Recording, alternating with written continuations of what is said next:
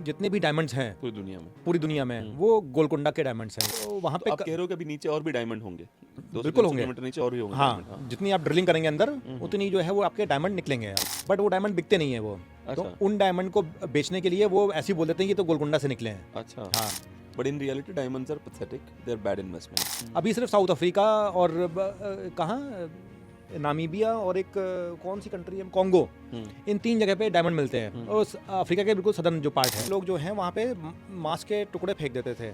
वो मांस के टुकड़े में कुछ ग्लू भी लगाते थे या जो भी होता होगा, उसी के ब्लड से वो डायमंड इतने सारे थे कि कोई ना कोई डायमंड चिपक जाता था उसमें। अच्छा। और फिर वो जो ईगल्स होते थे और कौवे होते थे वो उस पर झपटते थे और फिर वो लेके ऊपर आते थे, वो बैठ के खाने के लिए, फिर उनको भगा देते थे। तो वो वहाँ मीट जो है वहाँ पे छोड़ देते के भाग जाते थे वो, तो उसमें चिपके होते थे डायमंड। अच्छा। हाँ, तो ये बड़ा इफिशिएंट। तो छोटे होंगे, छोटे भी थे बड़े भी थे, अब जो लक था आपका उसमें कि कितने में मिल जाएं।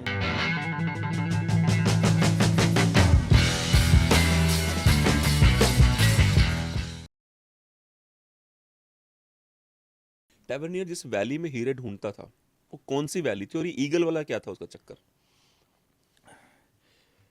आंध्र प्रदेश में, जिसको गोलकुंडा वैली भी बोलते हैं, वो कृष्ण रिवर जो है, जो महाराष्ट्र से निकलती है, महाबलेश्वर से, वहाँ से निकलती है और फिर जब आंध्र प्रदेश में पहुँचती है, बे ऑफ बंगाल में गिरती है, तो उसके पहले 100-200 किलोमीटर दूर जो है पहले जो वो डेल्टा बनता है, जो उसकी वैली है वहाँ पे, वहाँ पे डायमंड मिलते थे। अच्छा। हाँ, तो इसलिए उसको कृष्णा रिवर को डायमंड रिवर भी बोलते हैं। अच्छा। इतने हीरे, मतलब आप ऐसे ही आप बालू से उठाओ और आपको कुछ ना कुछ हीरे मिल जाएंगे, छोटे बड़े। अभी भी है पहले? नहीं, पहले, अभी तो जीरो हो गए हैं, अभी तो। अच्छा। अभी तो कुछ है ही नहीं। क्यों हुआ होगा ऐसे? तो ये सारे के सारे जितने हीरे थे, तो जब ये स्पेशली जब ये निज़ाम आए थे और फिर इसके बाद यूरोपियंस आए, तो वहाँ पे होड़ लग गई कि यार ये डायमंड निकालने हैं, डायमंड निकालने हैं। हाँ, तो ओवर एक्सप्लॉइटेशन अभी तो बिल्कुल ही खत्म हो गए। तो वो कई जगह से जब निकलती है वो, तो बड़ी दुर्गम वैली है वो। तो उस ये वही तो नहीं है जिसको वो कहा जाता है कि इंडिया का वो है, ये ग्रैंड कैनियन। ग्रैंड कैनियन हाँ, है, वही है? हाँ, अरे हाँ, वाह, ये देख, ये है। इस टाइप की है ना, जो ये सेकंड फोटो है आपको। तो ये इस टाइप की था जहाँ पे पहुँचना बड़ा मुश्किल होता था। तो क्या करते थे कि ये लोग जो हैं वहाँ पे मांस के टुकड़े फेंक देते थे। वो मांस के टुकड़े में कुछ ग्लू भी लगाते थे या जो भी होता होगा, उसी के ब्लड से वो डायमंड इतने सारे थे कि कोई ना कोई डायमंड चिपक जाता था उसमें। अच्छा। और फिर वो जो ईगल्स होते थे और कौवे होते थे वो उस पर झपटते थे और फिर वो लेके ऊपर आते थे, वो बैठ के खाने के लिए, फिर उनको भगा देते थे। तो वो वहाँ मीट जो है वहाँ पे छोड़ दे के भाग जाते थे वो, तो उसमें चिपके होते थे डायमंड। अच्छा जी। हाँ, तो ये बड़ा इफिशिएंट। तो छोटे होंगे, छोटे भी थे बड़े भी थे, अब जो लक था आपका उसमें कि कितने में मिल जाएं। तो बड़ा इफिशिएंट मेथड होता था ये। आपने फेंका, तुरंत वो चील आई, बाज आए, ऊपर लेके आए, आपको नीचे जाने की जरूरत नहीं, मतलब रिस्क फ्री टोटल। अच्छा। तो ये एक था ये मेथड ये निकालने का। फिर बाद में थोड़ा जब प्रोग्रेस हो गई, रोड बन गई, मीर जुमला के टाइम पे, जो निज़ाम के टाइम पे थे, तो निज़ाम के ये प्राइम मिनिस्टर थे ये, इनकी टैवर्नियर से बड़ी अच्छी दोस्ती हो गई थी। The one who fucked Nizam's wife। हाँ, हाँ। तो ये तो उस समय फिर लोग फिर वहाँ पे माइंस भी बन गई वहाँ पे। जी जी। फिर नीचे जाके खुदाई करके फिर लोग निकालने लग गए डायमंड्स। तो 100 कैरेट के ऊपर के अभी जितने भी डायमंड्स हैं पूरी दुनिया में वो गोलकुंडा के डायमंड्स हैं वो। और जो अभी फिर ख़त्म हो गए 18वीं सेंचुरी में सारे डायमंड गोलकुंडा से, फिर मिलने लगे ब्राज़ील में, फिर ब्राज़ील के भी ख़त्म हो गए। अभी सिर्फ साउथ अफ्रीका और कहाँ, नामीबिया और एक कौन सी कंट्री है, कॉन्गो, इन 3 जगह पे डायमंड मिलते हैं। और अफ्रीका के बिल्कुल सदर्न जो पार्ट है। रिवर के टाइप सेम है, जो कॉन्गो में जो रिवर है जहाँ पे मिलते हैं ये।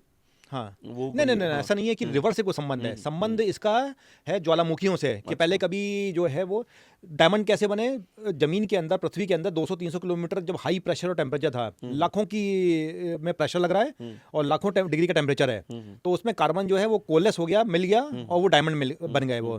तो कुछ डायमंड बने, कुछ कोयला रह गए।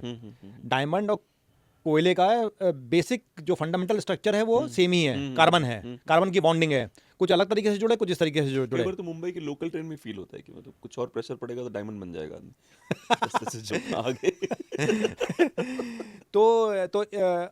तो वहाँ पे जब ज्वालामुखी से लावा फूटा, तो लावा फूटने से क्या हुआ कि जो 200-300 किलोमीटर नीचे है वो ऊपर आके धरती पे आ गए, सरफेस पे आ गए। तो सरफेस पे आए तो वो उसको जो है वो वहाँ पे आप कह रहे हो कि अभी नीचे और भी डायमंड होंगे, बिल्कुल होंगे, किलोमीटर नीचे और भी होंगे। हाँ, जितनी आप ड्रिलिंग करेंगे अंदर उतनी जो है वो आपके डायमंड निकलेंगे आपके। हाँ, बट ये है कि वहाँ पे लावा होना चाहिए आसपास, कभी ज्वालामुखी हुआ होना चाहिए। तो वो जो है डायमंड निकले साउथ अफ्रीका में निकले, साउथ अफ्रीका में निकल रहे हैं अभी, तो वो डायमंड भी बड़े बड़े हैं, कुछ कुछ तो 1,000 कैरेट के डायमंड भी हैं, इतने बड़े बड़े डायमंड हैं वो। हाँ, बट वो डायमंड बिकते नहीं है वो। तो अच्छा। उन डायमंड को बेचने के लिए वो ऐसे ही बोल देते हैं कि तो गोलकुंडा से निकले हैं। अच्छा, हाँ, तो क्यों अंतर क्या है गोलकुंडा डायमंड में? मतलब गोलकुंडा के डायमंड नंबर 2 चीज़ें हैं, एक तो गोलकुंडा की एक वो बन गई है, इमेज बन गई है हाँ, हाँ, कि जो वो डायमंड है वो सबसे अच्छे डायमंड माने जाते थे, इतना क्लियर, जिसको बोलते हैं वाटर बोलते हैं, जो डायमंड का अंदर का जो स्ट्रक्चर है, अगर लाइट आर पार हो रही है तो वो कहते हैं कि it's water is very clear. तो जितना वाटर उसका क्लियर है उतने अच्छे डायमंड हैं, जितना बड़ा जितना क्लियर, तो वो डायमंड जो है अधिकतर गोलकुंडा से निकलते थे। नंबर 2, गोलकुंडा के सारे डायमंड श्रापित हैं। वो डायमंड जब निकले थे पहले, आज से 1,500-2,000 साल पहले, ये जो कोहिनूर हैं और होप है और नासक डायमंड है, जो बड़े बड़े डायमंड हैं, वो सब निकाल के भगवान के उसमें लगाए गए, भगवान की मूर्तियों में, मंदिरों में स्थापित थे वो। तो ये सुल्तान आए, मुगल आए, तो इन सब लोगों ने, कोहिनूर तो किसी माता की आंख के रूप हाँ, में लगा गया था। भद्रकाली के में लगा हुआ था, वारंगल में, जी, जी। आंध्र प्रदेश में।